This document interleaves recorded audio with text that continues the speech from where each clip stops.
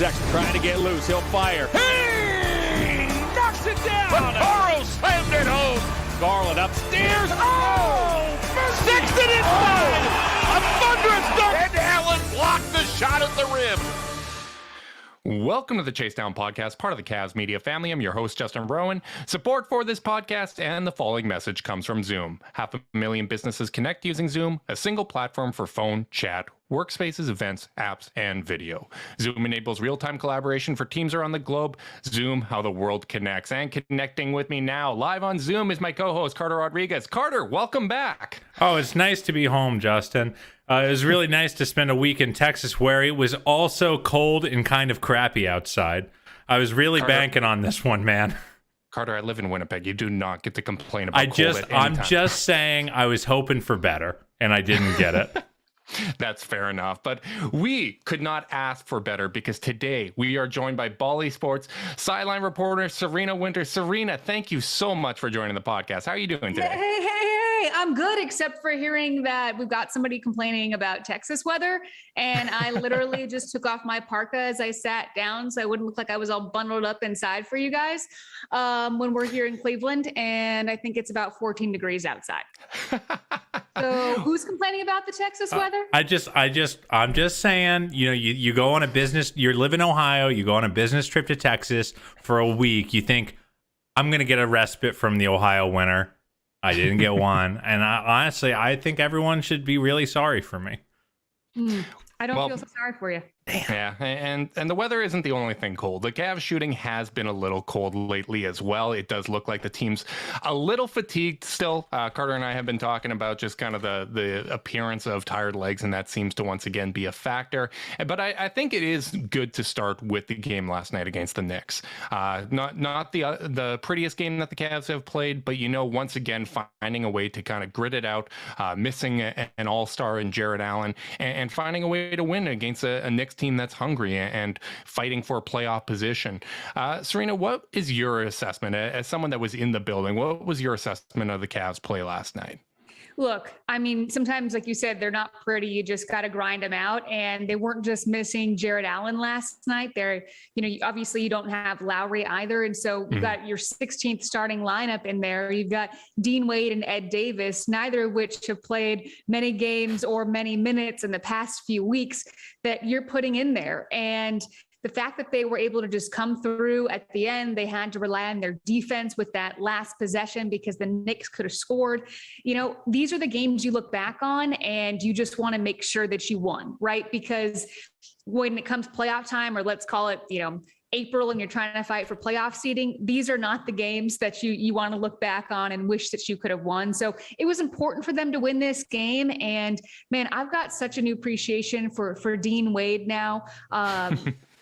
Not just for what he can do on the court, but listening to him in the post-game press conferences and feeling how excited he is just to play basketball. I mean, he literally said, I'm just out here living the dream, and those are the stories that I love in the NBA after being around this league for so long. You can tell some of these guys that really just their heart and their passion is still in it. So they needed to eke out a win, and they did it with the unit that they had. Like you said, they've been struggling to shoot the ball. So if you can still win games and you're really struggling to shoot the ball, that's important. I mean, if I'm Dean Wade, I'm like, Coach, what's it going to take for a regular spot in the rotation? Every time I'm out here, I'm guarding Kevin Durant.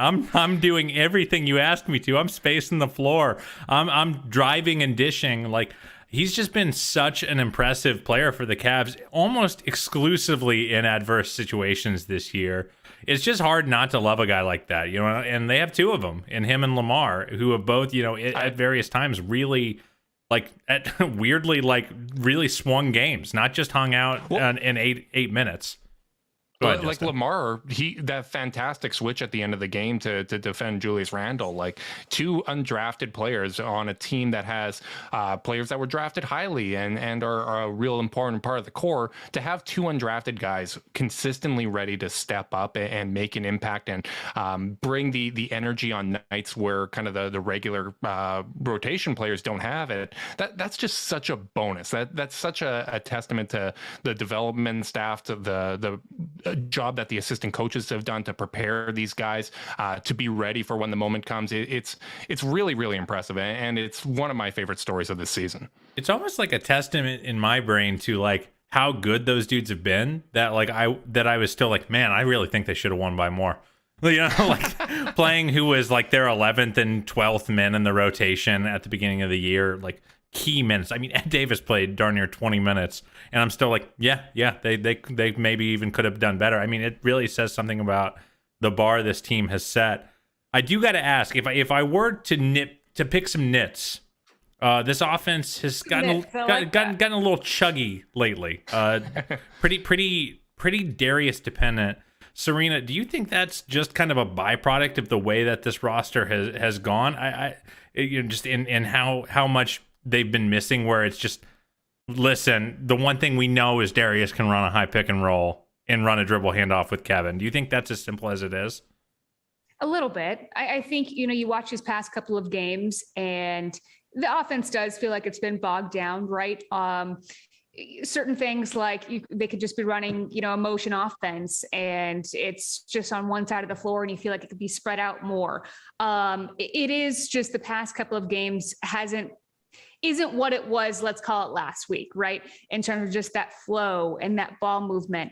But like you said, I do think it is a little bit of a byproduct of that. And they have been struggling to hit shots, like you said, and they're going to go back to what they can rely on.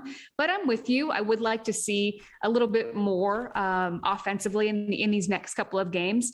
I do want to go back to something that you were just saying, though, about this team, that it made me think about this game the other night and bringing these guys in, like the Ed Davis and Dean Wade. To me, and watching like JB Bickerstaff in the timeouts and being around him and watching the guys around him, to me, it says so much about what this team, what JB has been able to cultivate, that you have guys that aren't playing for weeks, and then you can just ask them to come in and start, and they have zero attitude and give you everything.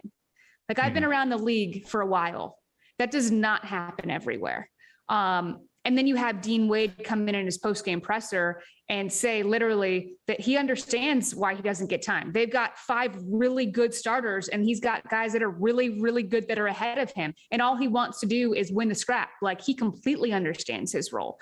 And every team I feel like talks about roles before the season starts. During the season, it's such a talking point. But it's rare that the players truly buy into those roles. And that was something to me that last night showed.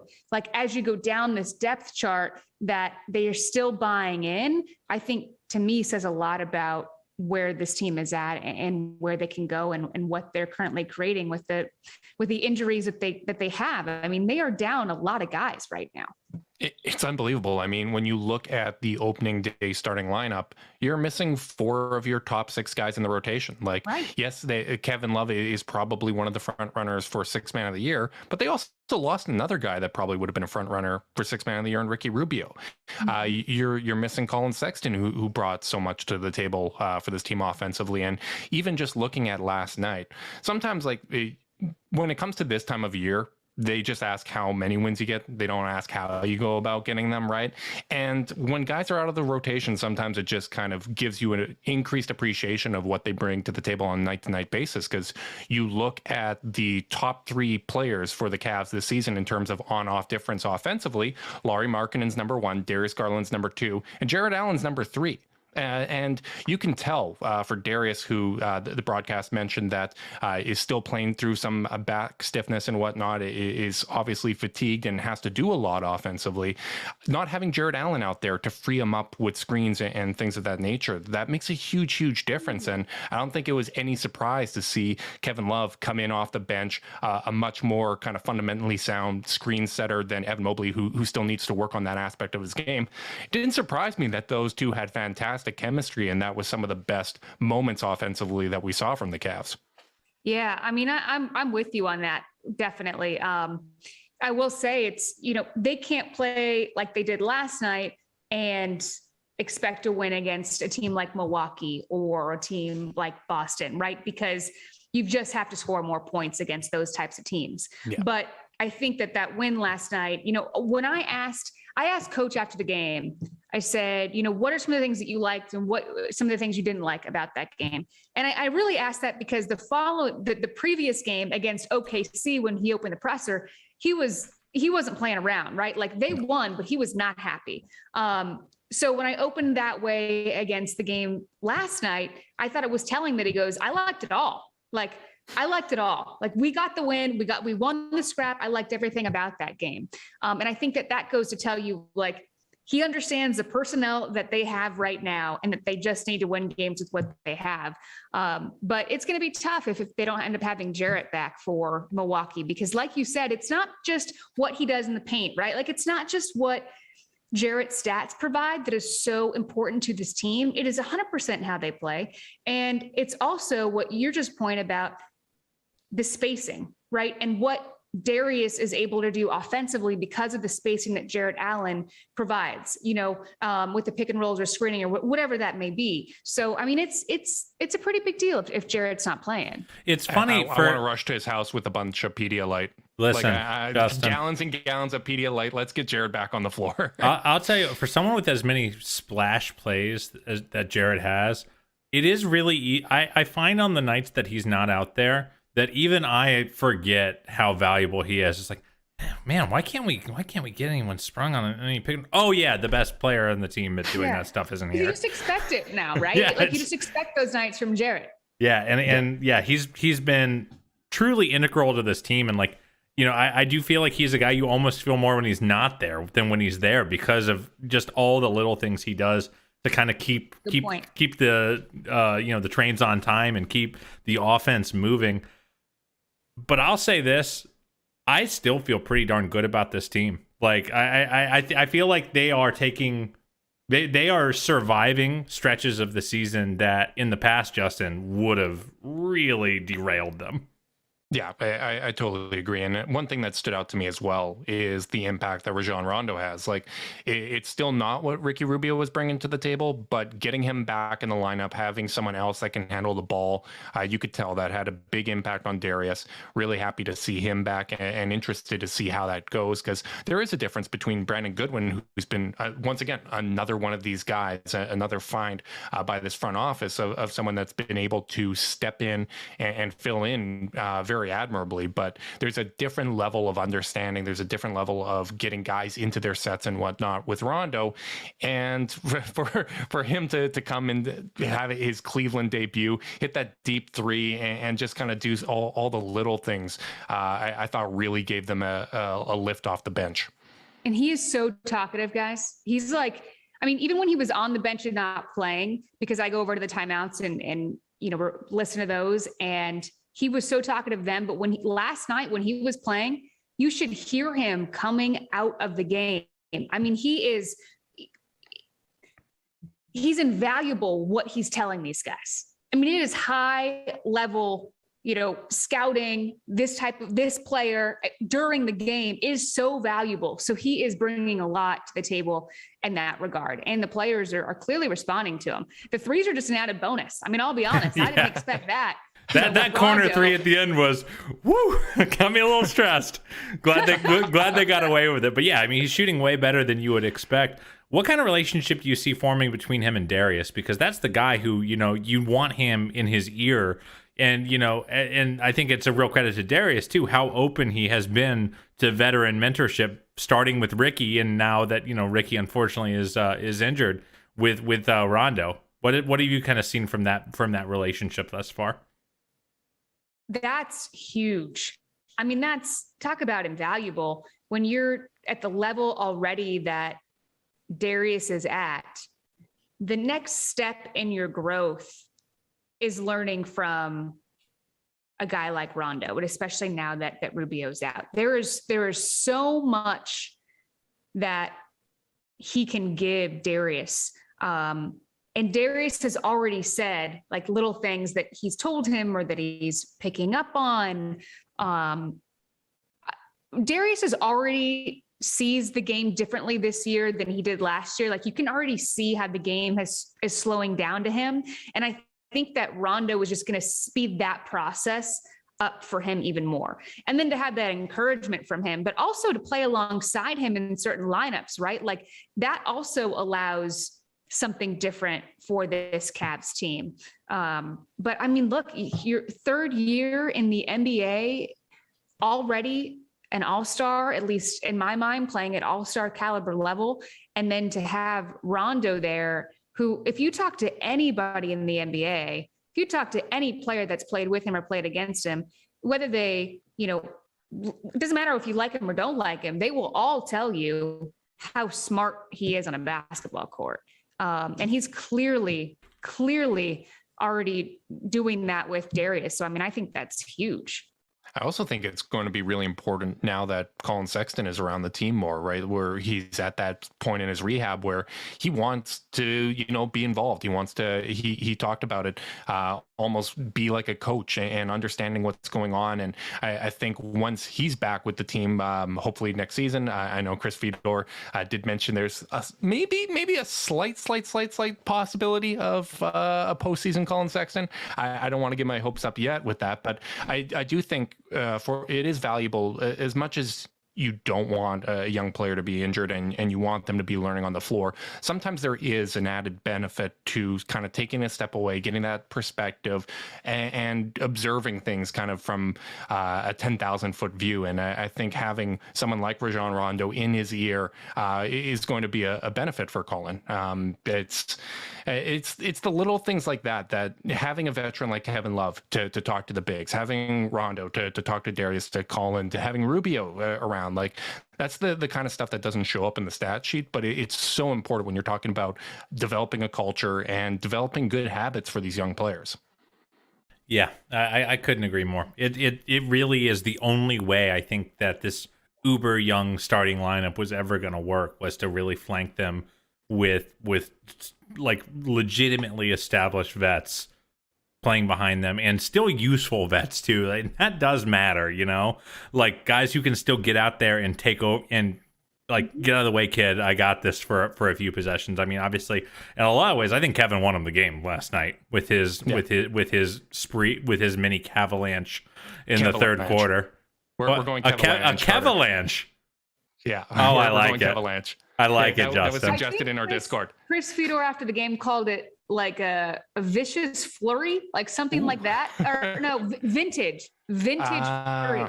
That's what it was. I was like, that's good, Chris. That was good. That's the writer, right? Like, yeah, we're talkers. He's a writer. But Rondo is not the only one that changed teams mid-season. You did as well, Serena. Yeah, joining the broadcast. What has that adjustment been like for you, coming to a new situation in the middle of a year? I mean, it's certainly unique when you do it mid-season, right? Like, you get your feet thrown in immediately and you just go. But I have to tell you that the people here have been incredible. The Cavs organization has been great. The fans have been great. The people at Bally's has been great. And so that has made the transition as smooth as it can be mid-season, right? But it's different because, you know, usually when you cover a team, you've got training camp, you've got practices leading up to the season, you're getting to know people, and relationships are everything. And so usually you have time to cultivate those relationships before you start asking them questions or, you know, asking them to be your post-game interview. Sometimes I'm interviewing these guys and I haven't even gotten to officially meet them yet, right? So it's certainly different, but I will say that I've been so grateful with everybody that I've met, and the Cavs and media members and the fans. Like, everybody has done their best to welcome me in, and we just do it day by day, man. But it's a lot of fun. I mean, basketball is what my passion is. The NBA is what my passion is. So to be able to be in an NBA arena and cover these guys, I mean, it's where I'm supposed to be. Yeah, I mean, obviously it's a super enormous challenge. I was a journalism major once upon a time before I sold out and just went straight media. But yeah, I mean, like, so like you land in Cleveland, like, what's the first relationship you try to build? Like, who are you trying to like get to know on the team that's like, okay, here's the person who I really need to kind of like get that initial connection that will kind of foster those other relationships? I don't know if I think about it that way in terms of here's the person I need to know. For me, it's every single person that I see that I don't know that has some affiliation with what I do. I want to know you, whether or not you are, a top player or a bench player or somebody or the equipment manager or assistant PR. I mean, everybody is super important when it comes to this job and when it comes to covering a team. So for me, it was never like there's one person that I'm looking to cultivate a relationship with. It's, I need to know as many people as I can, because, there's a couple people I knew already. Being in the industry, we all get moved around, right? Yeah. And this is what's kind of fun with players that are older. Let's do Ed Davis as an example. So Ed Davis, I've known forever because I knew him when he was a Laker. And then I went to Portland and I hosted a sports TV show out there and he was with the Blazers. So we saw each other out there in Portland.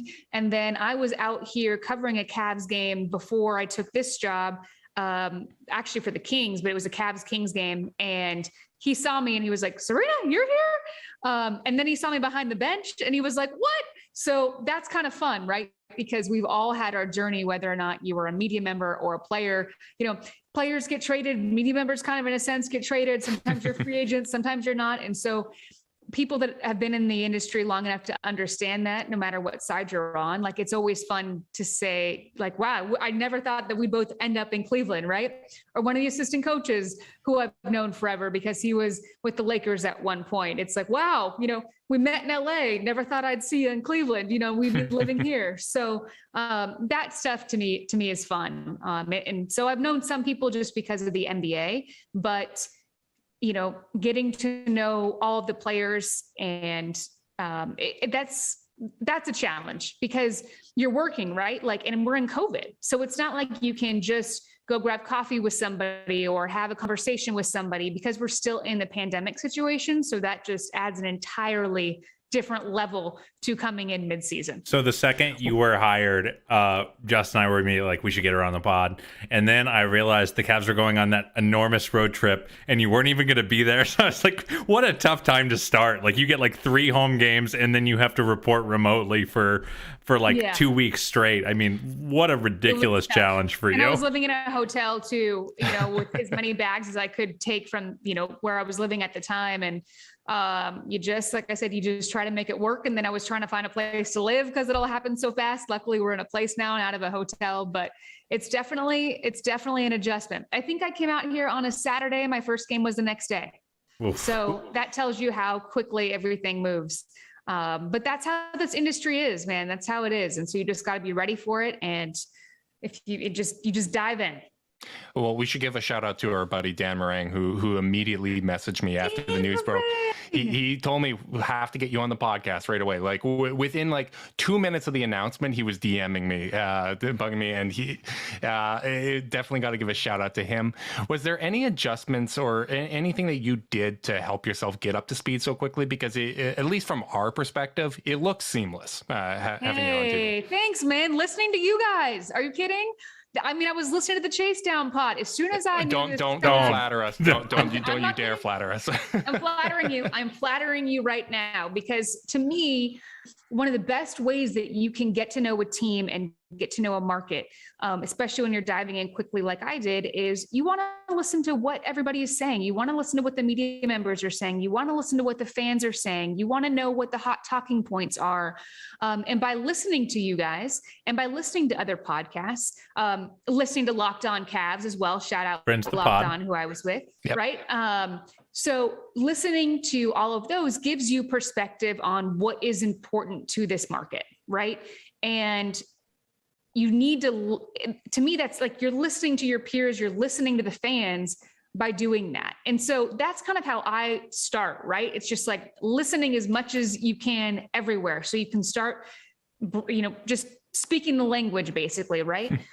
So that's how I start. And I mean, I'm a research nut. So I just read, and I'm a stats nut. So I spend way too much time, on cleaning the glass or wherever, just looking for stats and that type of thing. But also the Cavs were such a fun team before I even got here.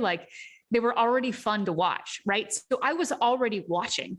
And then I also actually did play-by-play and color commentary for a game. Like I was mentioning, the Cavs played the Kings. I guess that was maybe that was early December. That sounds right. Yeah. It was when the no one Kings fact check it. It was early December for the sake of the pod. Had that 81 point, I think it was 81 point half. Oh, something yeah. like that. Oh, yeah, that one. Yeah, that was probably the first Cavalanche. I think that's the first time people were throwing that around. That's Okay. So I was here for that game. I was in Cleveland and I was courtside calling the game. It wasn't for air. I was doing a rehearsal for NBC Sports Bay Area for them. So they flew me out here to call that game. Right. And it was just like, it's wild. They flew me out here to call that game. And now I'm actually here covering this team. Right. So, I mean, I have been following them this season because I had to make sure I was, 100% prepped for that game. And Cavs were already so much fun. These players were already so much fun. And so it was a no-brainer just to watch all the games and stay in the loop. And then this all happened. And I mean, whether you believe in, I guess, coincidence or not coincidence or meant to be, the fact that I was out here calling that game to me is pretty wild. I'm happy you brought that up because I've also done my research and I checked out your website and I've noticed that you've done work in studio, you've done work as an analyst, you've done play-by-play, you've obviously done sideline. Is there a particular role that you enjoy the most? And can you elaborate on why? I mean, I love play-by-play. That's what I started in this business when I was in college. So I went to school at UC Santa Barbara for 4 years there. And when I was a freshman, I was already calling games for the men's basketball team for UCSB radio. And it was, to this day, it was like all I can describe it as is like the biggest high I could ever feel after something. The first game I ever broadcasted, all of our radio equipment went out. I was 18 years old, a freshman in college. I was super nervous. It was a women's basketball game and the equipment goes out and we end up having to use a Motorola flip phone because that's what we had back in those days, call in the radio station. And my partner and I called the game via this flip phone, passing it back and forth to each other. And that was how it was broadcast on radio that night. And I finished that game.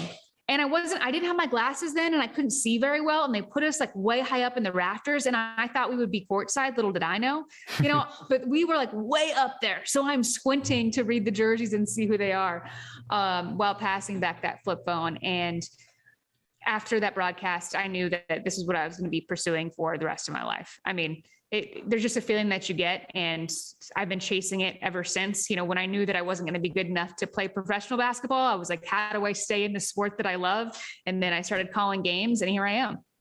That's awesome to hear. And like, I feel like a lot of people don't understand that about people who work on air. Very few people get to be specialists, let alone like, choose to be. A lot of time you live in all these different spaces and you kind of have to be versatile and be able to kind of apply your skill set in a lot of different environments. I work behind the camera as a producer professionally in the esports industry, and you really do kind of need people to be multi-talented. One thing that I know about sideline reporting that a lot of people don't know is that's actually kind of harder sometimes. Like you have to get a crazy amount of information in a 30-second hit. How do you kind of prioritize getting the most information you can across in one of those short hits while still, being effectively communicative with the audience? Yeah, it's tough. And it's interesting because so everybody does their prep differently. I'm a hardcore prepper. Like I create all of these notes, and I like to say, maybe 10% of your notes could get used for a broadcast, but I like to have just a huge amount of information so that as the game is going on, I can pull from that. Versus some people will have just their hits prepared and they know what their hits are going to be, and that's what you're going to hear during a broadcast. If you're watching our broadcast and you're seeing something that I say, that's not like that was planned and written out, hours before the game and I knew that I was going to say that. I like to watch a game, see if I can fit one of the many storylines that I prepped for, talk to the producer. There's a producer in my ear and I'll say, hey, I got something here, and he'll see if he can fit me in. And then I kind of use those notes as a guideline for something that's going on in the game, right? You don't want to take over live play, right? So you always want to keep that in mind. As a sideline reporter, you don't want to be talking too much over live play. So, I mean, I try to be as concise as possible, and I hope that when people are listening, they know I'm just trying to get the point across. I don't want you to ever feel like I'm talking just to talk, right? If you feel that way listening to me, then I'm not doing my job well enough. So for me, I feel like I want to just be concise, give you information, something that you want to hear, and hit a talking point that if I were listening to the game, I would want to know. So, I mean, it's complicated. It's not like there's a script for the madness of a live broadcast. I try to go into every part. Yeah, exactly. That's why I love live TV, right? Like, there's no do-overs. And I am such a perfectionist that, like, let's call it college. I'd be writing papers in college. I was the one who would pull the all-nighters, write the paper, and I could spend 4 hours trying to fix a paragraph that I thought I could have written better. Live TV, you don't have that opportunity, which for me is kind of a good thing, because I can spend all of my time on this prep work, and then you do your best to get it out as best as you can. But after that, it's done, right? Like, there's no going back, because whatever you say, it is now there. So that's the challenge of it. That's the fun of it. And I think for me, also growing up an athlete and super competitive, that's also the game of it for me, right? Like, every game is also a game for me. It's always a chance to get better. You can always screw up. There's always redemption. I mean, there's so many similarities to creating a broadcast that there is to playing a game. So for me, I find that challenge really fun. It's really impressive. Like, for us that go live on YouTube and I'm fumbling over my words maybe like half the time, and like we can't ever pull a clip to give to the Cavs because we are so freaking long-winded that nothing would ever be good for social. Fumbling over my words. Like, how prepared you are definitely comes through. I remember messaging Carter with one of your first broadcasts saying, wow, is she polished? Like, every single thing, it's so concise, it's so well researched. You can tell, like, that comes through on the broadcast. For me, I take the opposite approach, where I just kind of made my brand the fact that I'm going to bumble over my words and I have a million verbal crutches and whatnot. Strong brand, Justin. It's a strong brand. It's a great brand, like, if you make that part of the bit, you're set every time you make a mistake. So it definitely is impressive, because I can't imagine just the degree of difficulty of working in those tight windows live. One thing I do. The thing too is everybody's going to make mistakes. Like, and this is something that I tell young broadcasters, and a lot of us are perfectionists too. So it's a good point to get across is, like, there is nobody that's perfect. The best player in the game isn't perfect. The best player in the game is still turning the ball over. The best player in the game still has another play to be better at. Same thing goes for us, whether it's you podcasting or me doing a live hit. I know that I can't be perfect. Do you want to be? Of course. But you know that you can't be. And there's things that are outside of your control that the viewers will have no idea. Maybe there's some craziness going on in your ear, and you still have to somehow get words out, even though you can't hear anything but what's going on in your ear. I mean, there's so many things that can go wrong, but there is always a chance for the next play, right? There's always a chance to be better the next time around. And if you screw up or you fumble over your words, like, you fumble over your words. We all do it. We're all human. So it's all right. What's the next play? Let's be better next time. I mean, they're kind of like, what do the guys always say? Like, you got to have short memories in this league, right? Tomorrow's another game. It's the same thing in TV. It really is.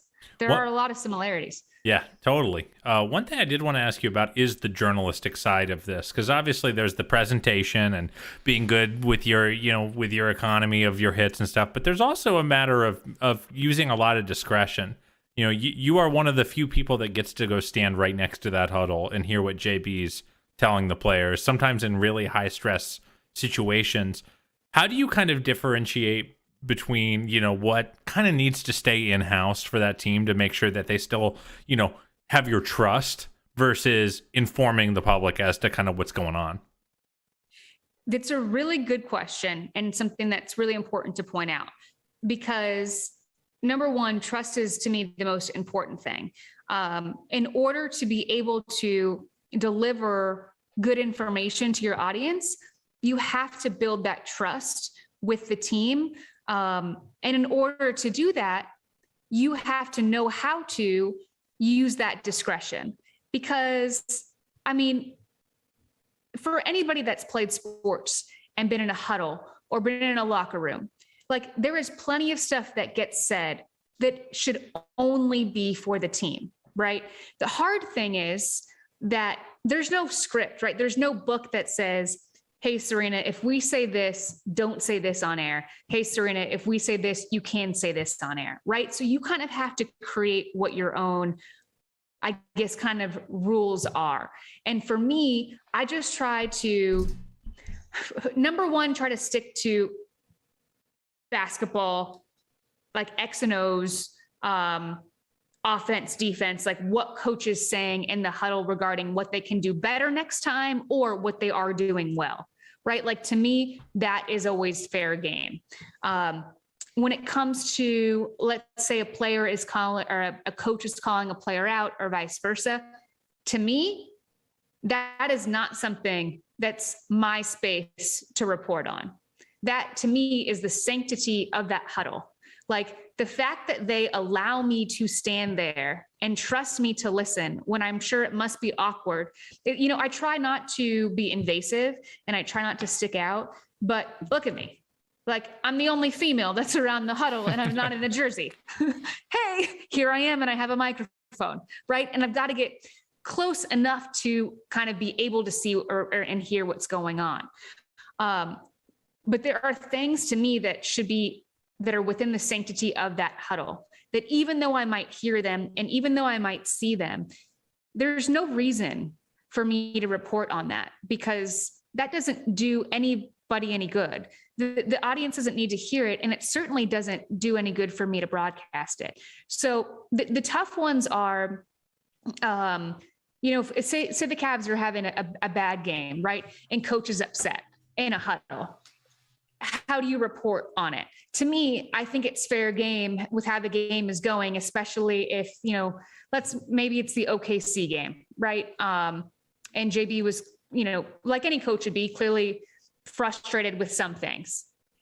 Can you say, coach came out of that timeout unhappy with how they were playing this on defense or that on defense? To me, yes, that type of thing is fair game. It has to do with basketball. It's the emotion of the huddle. But you're still not, you're not, you're not revealing the secret sauce, you're right. It's a little different. Right. Like, I'm not saying, coach is lambasting this player or that player, right? That to me is the difference, because you still need to keep the sanctity of what they say in that huddle. That's for them. And I need them to know that I'm not there for that. Like, the fact that they let me be there, right? That's a respect thing. And I appreciate that. I am not there to report on something like that, because if I was that player, the gossip type stuff, right? Exactly. Because it's like, if we've played sports, we have all been there. I have been in a huddle and I have been called out by a coach plenty of times, right? I mean, if you play sports, that's going to happen. But does that add to the broadcast by me saying that? And is that something that I should do? No. It also that's how I view it. It also just leaves a lot of room for people who, especially in a compressed hit, for people not to really get the full context. Like, we don't always know the nature of these relationships. There's some people that the coach will light into and they're very, very, very close. And then there's someone that the coach will light into and they're driving each other absolutely crazy and it's not a good relationship. But if all we get is coach lit into player X, it's not the whole story. And other players are motivated in different ways, right? Totally. Like some players, you need to approach them in a different way because that's what lights a fire under them. I mean, one of the most famous examples we've got is Ty Lue really ripping into LeBron in halftime of Game 7, right? Like just saying, "Hey, we need more from you. We like you are not giving the effort that we expect in a Game 7, even though he had great stats." That's what kind of still one of the ballsiest moves in coaching history. You know what? I respect the hell out of it. I absolutely respect the hell of it. But I think it's kind of similar to what we try to do on the podcast, which is just kind of be real process orientated and talk about what the steps are moving forward, rather than dwelling on things that didn't go well or the drama that surrounds basketball. Like to me, I always find that that's the more interesting conversations. It's not, okay, this hole exists, so the team needs to trade him and this guy and do these transactions and whatnot. Sometimes and the Cavs are a great example of this. Sometimes that change needs to come internally, and sometimes it isn't a big shakeup that's needed. It's more, all right, this is the areas for growth. And I think identifying what things aren't going well helps highlight when they turn things around and when that growth is made. Serena, what was something that you didn't realize about the Cavs prior to kind of joining them in this capacity? Like you mentioned that you follow the team from as an outsider based on how fun they've been and whatnot this year, which I still love hearing. I love that this team is something that people are tuning into. But what was something that you've kind of gained a deeper understanding of now that you're around these players? I think it is the two things that are kind of related. It's kind of like the passion in college basketball. Like I love the passion of college basketball, but I love the NBA. Best of two worlds is the passion of college basketball, but NBA play. And I feel like for me, that's kind of what this team has that I love so much, because I am in this industry and in this sport for the passion. Like I cannot be where I am without it. We work too hard. If you don't have the passion, I don't know how you do what we do.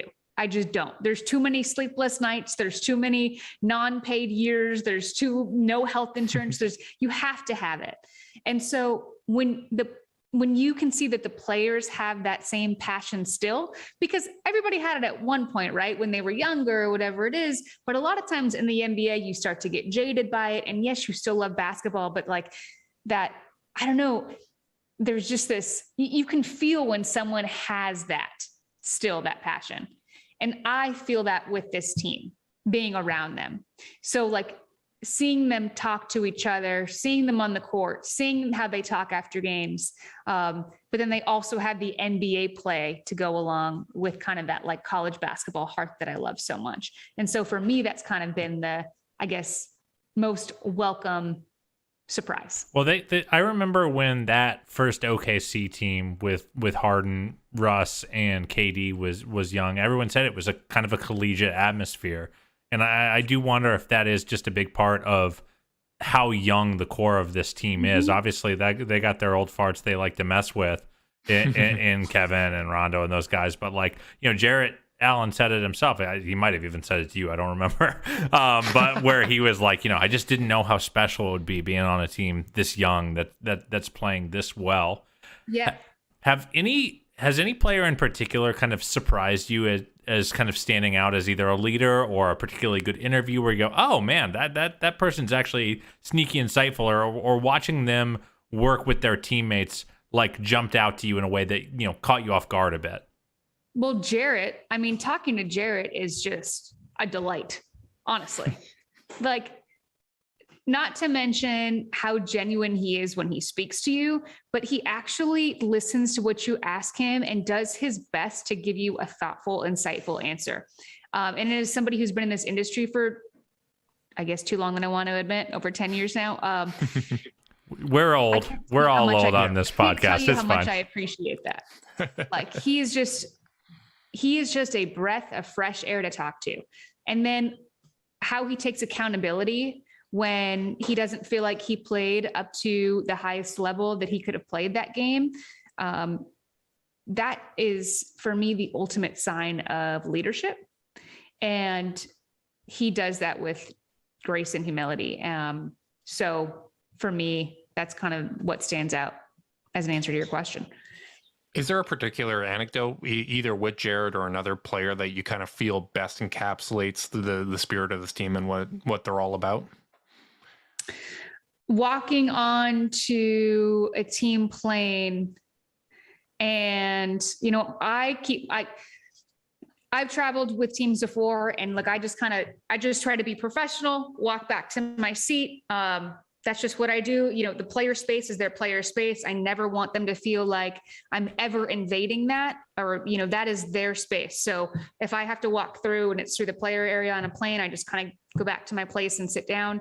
I think the anecdote, I guess, that would kind of encapsulate my experience so far with this team is walking onto a plane and having Darius put his hand in my face and ask me a question about getting back to the plane, and him pretending like he was the interviewer. Oh, that's so endearing. Like, oh my gosh, you're human, and this is really cool. So I think that goes kind of to show, like you said, the youngness of this team, but also how just real and genuine that they are. I'm new, right? And so for me, it meant a lot to me for the leader of this team to have some fun. Yeah. Like that. And it's literally the new kid at school at the lunch table alone. That is me. And the popular kid comes in, says, "Hey, you 100%. want to sit with us?" And I am the nerd that sits alone at school on the first day. and I don't care who you are, you never grow out of that anxiety of sitting, going to a new place and just wanting, someone to welcome you. So no, that's an awesome story. I love that story. So I told him he could have the job any day. So. Darius really jumps out as someone that, like, you can tell sometimes he's a little reserved with the media, but then every time, like, the camera cuts to the huddle or you see him off the court or whatnot, like, it's just such a magnetic personality. And it's to have someone that, oh my God, he's turning 22 tomorrow. Him and Isaac both have a shared birthday tomorrow. Like, it's wait, they have the same birthday? They have the same birthday. Oh, there's a third birthday. Do you know who the third birthday is tomorrow? Is it Serena Winters? It's not me. No. I know this. Is it Ricky? I won't venture a guess. I'm firing up Google. I barely know my family's birthdays. Yeah. You're the worst, Carter. Serena, who is it? Birthdays tomorrow. I'm not telling you. Oh, geez. No. I was about to fire up Google and cheat. You can cheat if you want, but that's a trivia question out there from the listeners: is who's the third birthday? Yeah. Is it? We have our dear friend Madison Curley from the Cavs social team in the chat, hollering Kevin Pangos. Oh, Madison's right. Hell yeah. Big shouts to Madison. On it. Now I feel bad. I knew it was a guard. I knew it was Canadian, no less. Look at me, newbie coming in on the block, and yet look, I still knew the 3 birthdays tomorrow. Well, Justin doesn't know the lone Canadian on the team. He doesn't know his birthday. That's tragic, Justin. Once again, I am a traitor to my country. But this is why we have Serena on. Already, after such a short period of time, she already knows more about this team than we do. Thank you low so bar, much. but she nailed it. It is a very low bar, but you know what? You still have to jump over it, because when the bar is low and you trip over it, that's not a great sign. So, Serena, thank you so much for coming on. We really do appreciate your time and your insight. Of course. Thank you guys so much for having me. Like I said, when I say I was listening to you guys before I came out here, that's truth. Honestly, you guys do a great job. That's really nice. And it's, I think you guys do a great job, and I'm happy to be on. Well, you are definitely earning yourself a return invite on this podcast. So we will friend be of the you pod, Serena Winters. Already friend of the pod. You don't even have to come on a second time to be labeled friend of the podcast. So thank you so much. And a big thanks to our listeners as well. To everyone tuning in on YouTube, make sure you like and subscribe. Click that notification bell so you know when we're going live. If you're listening via podcast, you can support us by leaving a rating, leave a review, subscribe, unsubscribe, resubscribe, and help cook those books. If you want to be part of the Chase Down's exclusive Discord chat, you can send a screenshot of that review to chasedownpod@gmail.com. However you choose to support us, we really do appreciate it. Make sure you guys are staying safe out there, and until next time, go Cavs. Bye. Cook those books, baby.